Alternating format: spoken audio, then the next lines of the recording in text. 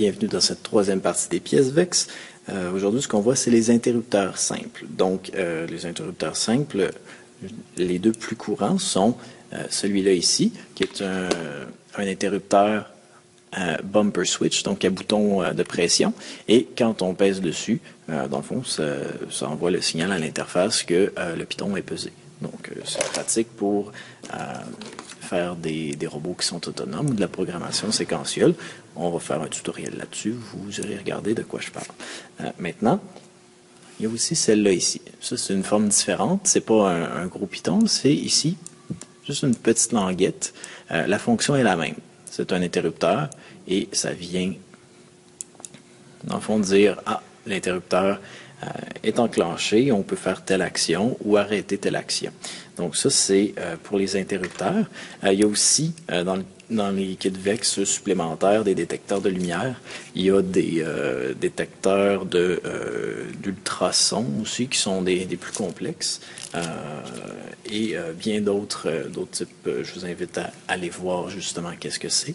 Il y a des potentiomètres aussi, qui ne sont pas des digitaux, mais des capteurs analogues.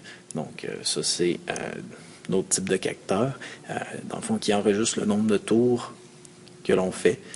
Puis ça permet d'avoir un très bon contrôle, par exemple, sur la vitesse des moteurs ou sur bien d'autres choses. Donc, un capteur ici, comment ça se branche? Ici, on va devoir utiliser les sorties et entrées analogue digitales.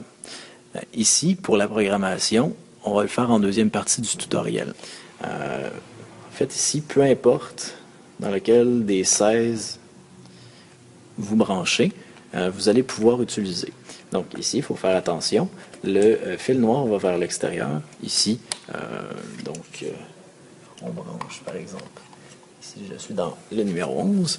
Et dans ce cas-là, dans ma programmation, je vais pouvoir utiliser l'interrupteur au numéro 11.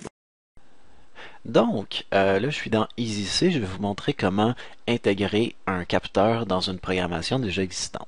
Donc, d'ordinaire, les capteurs, ça sert à, dans ce fond, soit déclencher une action, une nouvelle action, ou ça sert à arrêter une action. Donc, c'est les deux possibilités par rapport au capteur que je vous ai montré, soit le bumper switch et le limit switch. Les deux, on va les considérer identiquement. Je vais faire la programmation seulement pour une, étant donné que l'un c'est la même chose que l'autre.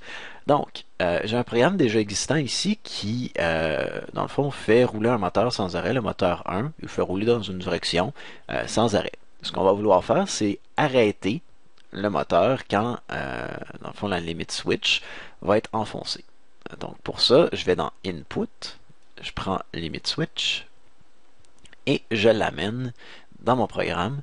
Et ici, dans le fond, la fenêtre qui apparaît, Digital Input numéro, j'ai 5 jusqu'à 10 qui sont, dans le fond, les ports qui ont été désignés au préalable pour être des Digital Input. Donc, disons que je prends 10. Je sais que j'avais dit 11 tout à l'heure, mais disons que je prends 10. Retrieve to, ça ici, ça veut dire la valeur, dans le fond, à savoir si c'est enfoncé ou pas enfoncé. Je vais le mettre dans une variable et cette variable-là, je l'avais définie auparavant.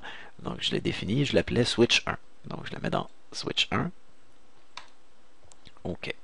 Donc, à partir de maintenant, l'état de ma switch est défini par la variable switch 1. Donc, est-ce que c'est enfoncé? Est-ce que c'est pas enfoncé? C'est défini par ça ici. À partir de là, je lui demande, dans le fond, de vérifier si, if ça veut dire si, switch 1, ici l'opération égale, ça veut dire dans le fond égale 1. 1 ici, ça veut dire que la switch est enfoncée. Donc, si ma switch est enfoncée, donc si mon interrupteur est enfoncé, ici dans mes accolades, je vais venir donner une action à faire. Donc, moteur module.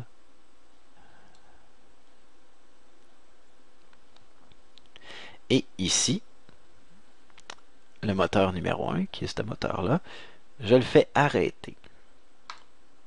Voilà. Donc, normalement, quand je devrais peser sur mon capteur, le moteur va arrêter. C'est tout.